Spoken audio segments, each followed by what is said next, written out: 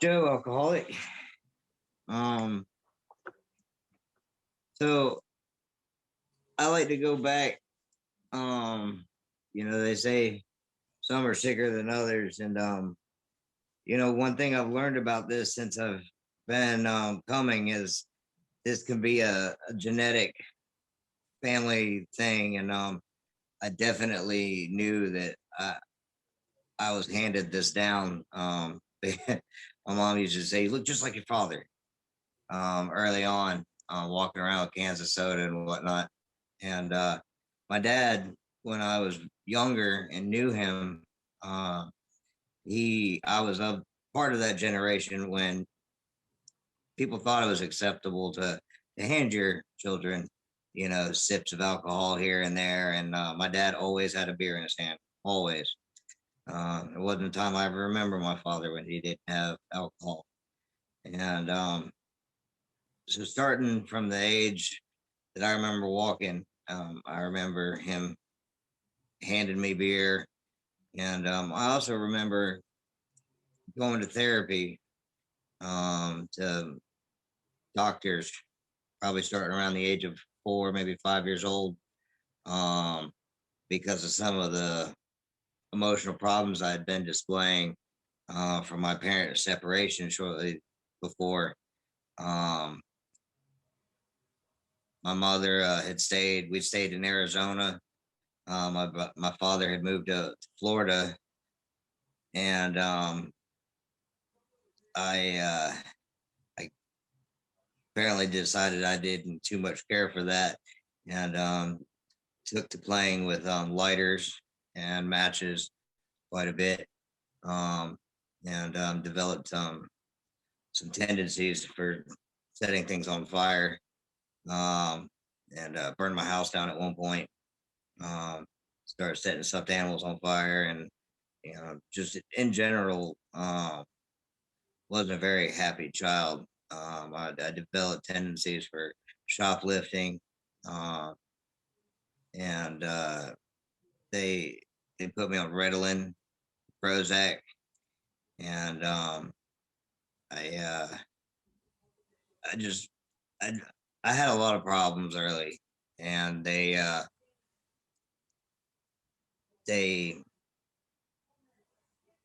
moved me from one spot to another. So they said, "Well, we're going to try this, and we're going to try this." They eventually put me in self-contained classes, um, away from the rest of the school because of my emotional issues. I was doing a lot of fighting, um, and it was real hard what I was going through. I just didn't really want to get along with other people, and I was really set apart from. I didn't want to be a part of at all. Um, I just wanted to spend a lot of time by myself. And the more people tried to spend time with me, the more people tried to talk to me, the more they tried to figure out what was wrong with me, the more I didn't want nothing to do with talking to anybody. The more I just wanted to go sit by myself and be by myself. Um, and That was basically it. So the point came in time where, as I got older, eventually I did start to want to be a part of again. And I started to get into high school and started to wing off of some of this stuff and started to want to be a part of again, and started to work real hard to try to learn how to be a part of again. And By the time I got to high school, um, the the school had gotten to a point where um, I had been in so much trouble that they weren't even suspending me or anything anymore. They just called them vacations. And they were working on winging me off of some of the medication, and so I was doing a lot better, as far as like these things that I thought, I knew that they were addictive, um, and so I was trying to not take them, and instead of taking them as prescribed, I just quit. So when I got to that's like I said, as I got to high school, um, I was just being winged out into normal classes, and I started doing all right for there for a little while, and then I moved schools, way out to the middle of nowhere. Um, all new everything, and new no one, whole new fresh start, and it was yet again another one of those just big major changes in my life, and I didn't know what to do, so it was I don't know, it was kind of another one of those big upheavals where I had a chance to start over fresh as far as like people who knew who I was, well, everything about me. And I kind of took an identity change. And that's when I started hanging out with the wrong people, started smoking cigarettes, started experimenting with drinking, all those kind of things. And it just seems, and I didn't realize it until later on in life, but I was just substituting one for another, where I'd quit taking my right medication. I was just substituting it. And,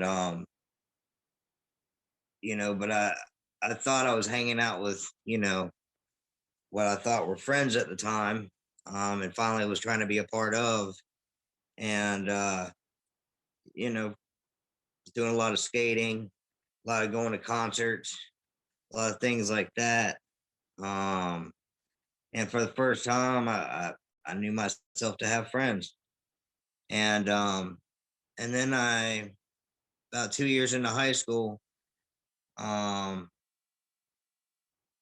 I had had a girlfriend that her and I had broken up, but we were starting to talk again.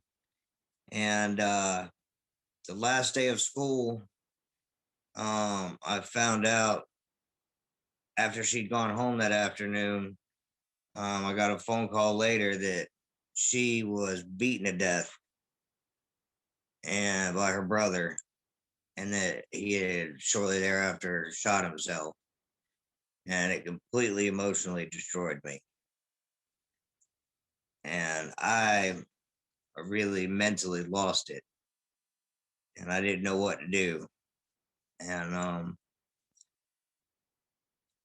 I hanging out already with the semi wrong crowd, I really dove into that, like body, mind, soul. I really, really sunk into it, like a real deep depression, real funk.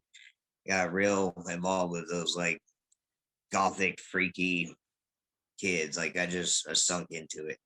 I didn't understand how God could take something so precious, and I really developed a deep, deep, deep resentment with God, and I didn't want nothing to do with anything good in it anymore. And I I quit trying in high school. I quit everything, and it was shortly thereafter. It was right around the time of Columbine, actually, that the high school came up with all these rules that you couldn't have colored hair and you couldn't have this and that. And I said, well, I just gotten a job with a piercing studio, and I wanted to pierce and tattoo for most of my life, and I had multiple piercings in my face and colored hair, big mohawk, and they I was like, I don't know what y'all are gonna teach me that I already don't want to know, but I don't want to be here anyways. So I quit high school and went and worked full time for the shop, and that worked out for a couple of months until the shop fired me. And so then, not having any real education or any real plans or anything like that, I did turn around and get my GED immediately. Um, and when my friend's father saw my GED, I was bragging to my friend about my test scores and how I had scored high in science. And my friend's father was a bit of a chemist, if you will. And he was like, "Well, let me show you how to play with his ear chemistry set, and we got to messing around, and he led me down an even further wrong path, and we did that for a few years, and because he knew that I knew a whole lot of people back in the upstate in Greenville, and I through working at the piercing shop and whatnot, I was connected to a lot of clubs, um, to a lot of bars, to a lot of everything, and I got myself in a whole mess of trouble real fast. Um, and I was barely 20 years old and ended up on shoot, maybe 4, 5 charges stacked up on me. Um, pretty quick. Um, had some people wearing wires. The cops had me under surveillance, um, for distribution, manufacturing, all sorts of fun stuff. And they eventually got me, and they locked me up, and make cut a deal with me, and put me on house arrest for 11 months, 10 months.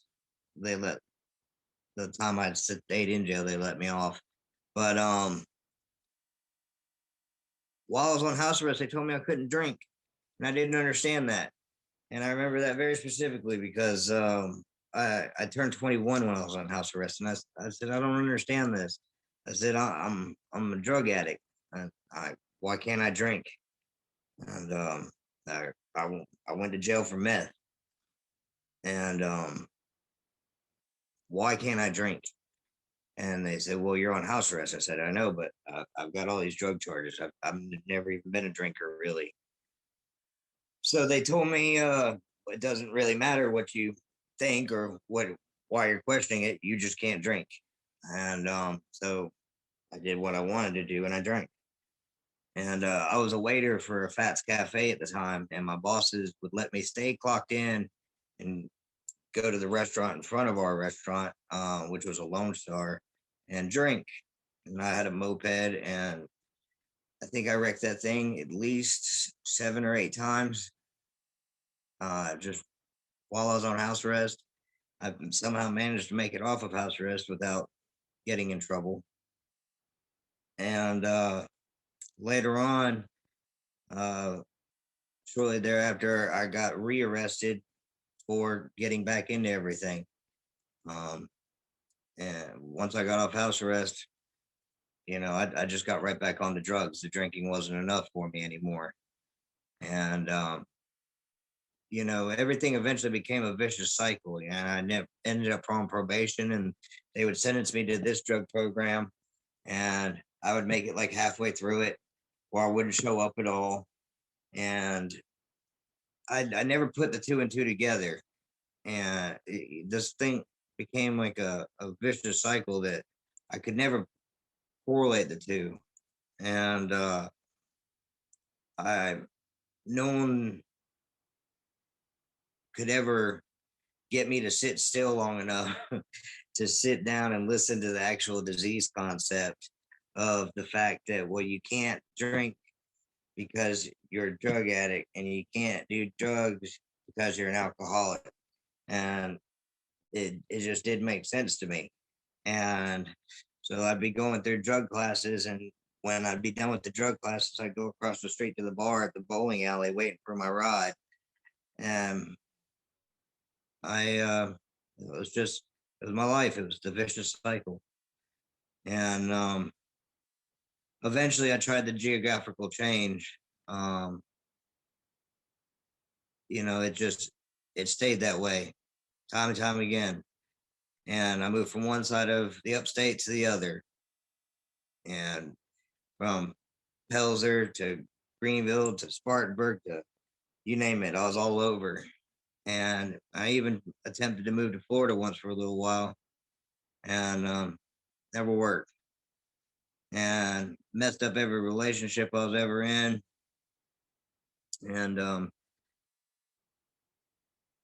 so finally, the final straw was I had gotten married, and my baby's mother, she was pregnant at the time, and she said, you gotta quit drinking. And I was like, well, of course, you're pregnant. I'm gonna do whatever it takes, make you happy. And I was a dock worker at the time for a beer plant, and the day she left, I'd come home the night before drunk and passed out face down between my couch and my um, coffee table. I don't know what I was trying to do, but I was unbuckling my pants, and so she she didn't leave with a note or nothing, just packed her stuff and left, because that was the umpteenth time. And you know, broken promises over and over again. And when she left without a note, without a nothing, while I was at work that next day, I couldn't find her. That was the end of my world. I couldn't believe that somebody would leave me like that. And so I took my other daughter that I do have custody of and moved to Myrtle Beach, um, where my mom was. And I was like, well, I'm gonna go start fresh, because all I know is bars and drugs and everything up here. And I'm gonna move to where nobody knows me, and maybe that'll stop it. And then I won't have nobody to drink with, won't have nobody to do drugs with, and I've got to do something, because I just can't live like this no more. And I got down here to the beach, and it worked for a couple of weeks. Um, until my very first job. Um, my ex girlfriend from high school's uncle called me, and he put me in touch with a strip club here, and got me to work there. And and was the bathroom concierge. And they said there's only one rule: just don't date the girls. That was it. You could drink, you could smoke cigarettes inside, whatever you wanted. Just don't date the girls. I can do that. And took me about 3 weeks, and I was dating one of the girls for that, because I picked, of course, the one that was a raging alcoholic and was picking fights and passing out on people. So it was always a good time to have your boss come tell you to go wake your girlfriend up and take her home. And I I didn't last long at that job either, because it got closed. And eventually it got to a point where Myrtle Beach wasn't working out. And when you live in a town that's nothing but bars and partying and stuff like that, and you haven't been here not even a year, and you're seeing yourself cycle out maybe 3, 4 times as fast as you did back home, and you're getting kicked out of bars and places are getting shut down, and it's ridiculous. You're like, how? How am I getting kicked out of places where, like, it's built on a party life? And you know you've got a problem. You don't want to admit it, but so I I had talked to my baby's mother finally after a point, and I'd gotten a real construction job, because I knew I needed to get away from the booze, after some time working at a biker bar. And I could see that it just was all at sliding downhill. I'd gotten a construction job, and I told her how good I was doing. That I had been laying off of everything. I got a real job working $15 an hour. I was nowhere near the alcohol anymore. I was no more near this, no more near that. I don't know who I was trying to convince more, her or me. But she came and she hung out for a couple weeks, and we talked about everything, and she left on good terms, and we thought about talking things out. And when she left, I had this empty feeling again, and I didn't know what was going to happen, but I retreated into my own head, and then I retreated into the bottle again. And I don't know. Once I'm in that bottle, that's it. And I'm into the drugs, I'm into everything. And I just stayed there. And all I remembered was drinking till I found the bottom of the biggest bottle I could find. And I closed my garage and I turned my Jeep on and I said, to hell with it all.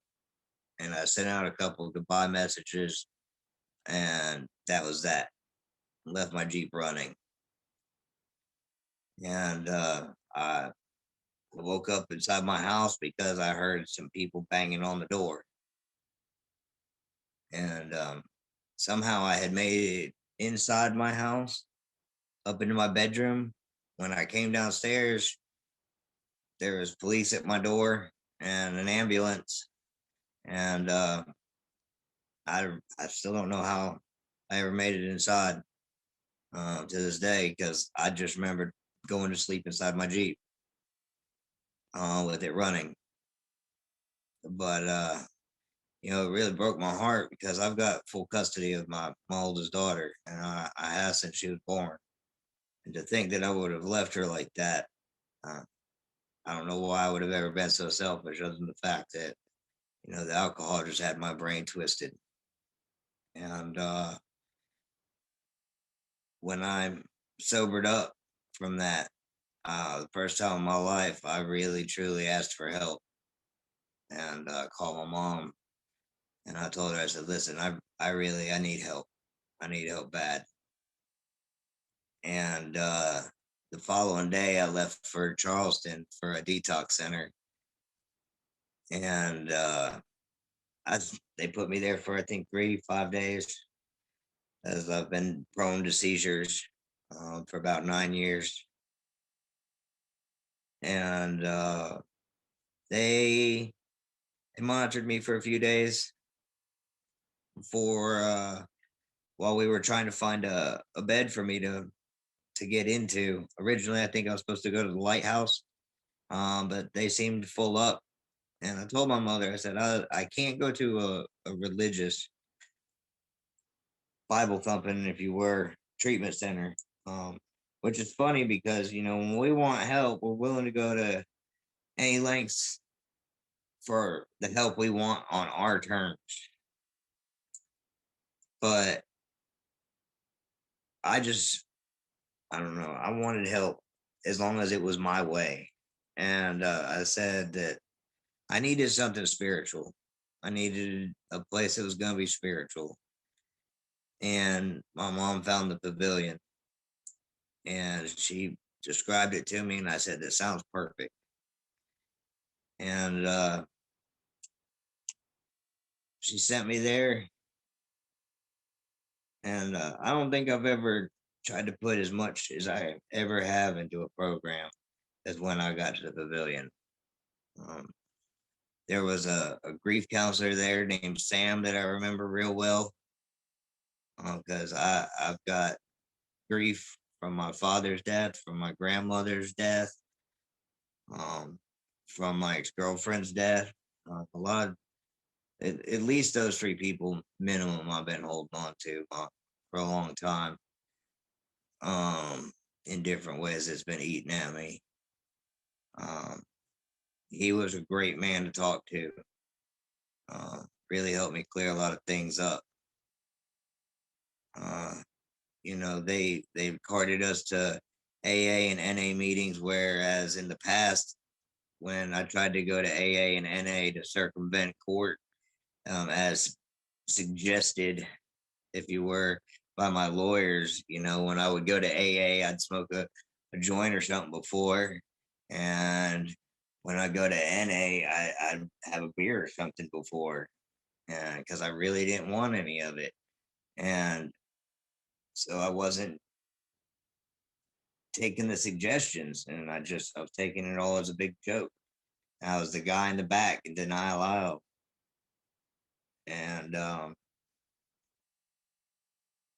I I really saw what they were trying to show us, like the people that work there, like all the way down to the people working the front desk. Even some of the um, nighttime security personnel and stuff. Have family that are in recovery. And it meant a lot to me to see how much those people there care, and the fact that even the nurses and staff there all teach some kind of intervention or something, whether it be on nicotine or, maybe HIV or, something. Everybody's got their hand in something there, and they all care. They're all willing to sit down with you for a minute if you need to talk to them about something. They'll sit down and listen. And you know, I had a problem, like a shoddy TB test that was done on my arm while I was there, or in the Charleston Center, and it came back all weird, and it was freaking me out. And I remember there was one, I can't remember if she was a counselor, just a head nurse of some sort or something, but she had a reputation for being kind of a hard ass. And all of our journals went to her. And she uh, my TB test, eventually they gave me a second one there at the pavilion, because like they don't usually give them there. They give them at the Charleston Center because it's a state in facility. And they were like, well, we never seen anything look like that. Well, it didn't come out right. And they ended up having to send me to an outside hospital because it didn't come out right again. And I had to go get chest x-rays. And I was so freaked out about those chest x-rays. So I was like, oh my God, I don't care about the TB. Like, I know I didn't have TB, but I was scared they were going to find some kind of cancer. And because of the way I smoked cigarettes. And I remember that lady was so sweet to me, when I got the good news that I didn't have nothing wrong with my lungs. And she was like, congratulations, Joe. And, like I said, she had that reputation for being such a hard ass. And, everybody was always like, oh, there she is. And, so everybody, everybody there is just really so caring. And it was really the best place I could have ever imagined being for my recovery. And it really made me want to try so hard in so many areas. So when it was time for me to go home, like I was ready, and I was really, really looking forward to especially trying AA. And I got home and I did what was suggested. That first morning I went home and I went and hit a meeting. And I did exactly what was suggested and raised my hand when it says anybody looking for a sponsor. Got a sponsor. And he got me right into service work, which has been the most important part of my life, because while I was there at treatment, hearing other people come speak was also one of the most important things to me, because that's what more or less got me to go to AA, is because one of the biggest things I had a problem with in AA, or yeah, about AA, was the fact that some of the things that I have in my life might not always be okay to talk about some of my past. And I said, well, how are you supposed to trust somebody with the things that you have and they're not a paid servant of the state? They're not a lawyer or a priest or somebody that has something saying, I can't talk about this. And I remember one of the alumni saying, you'll just know. And when they said you'll know, it was just, it put me at ease. I said, all right, well, I guess I'll know. And I had one sponsor, and he didn't work out. Him and I are still really good friends. It's just I knew pretty early on that he wasn't going to be my sponsor, and I ended up switching sponsors. And I got another sponsor, and I did know. I did know he was going to be the guy that was going to take me through the steps. And that guy that told me that was right. I did know that that guy was. I could tell him whatever, and I have been able to tell him whatever. And it's very comforting that I know that I could say almost anything, not only to my sponsor, but in the rooms themselves, and know that it's taken in confidence. And I've taken that to my job as well, because now I work in a field, because I've been blessed with this new life, that because of doing service work, I was taking the meetings, AA meetings, into a jail, which is phenomenal and crazy all in itself, to think that I went from being in jails to, after I was 6 months sober, started carrying the meetings into jails. And they have a jail diversion and reentry program in the county jail here, and with peer mentors, which, after finding out that that's just somebody that's basically um, somebody that helps others out because on their level.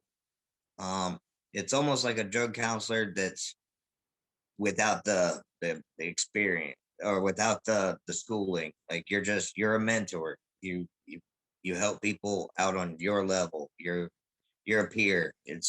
You're on their level. Um, and you live. It's through lived experience. And they they offered me a position because of my bad record, more or less. They said, "Listen, you do a real good job talking to these guys, and they really seem to like you.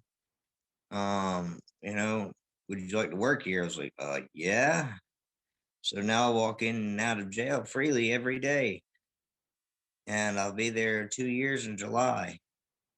And it's just been the biggest blessing of my life, because for the first time in my life ever, not only do I have a job in a jail, but it's the first raise I've ever had ever.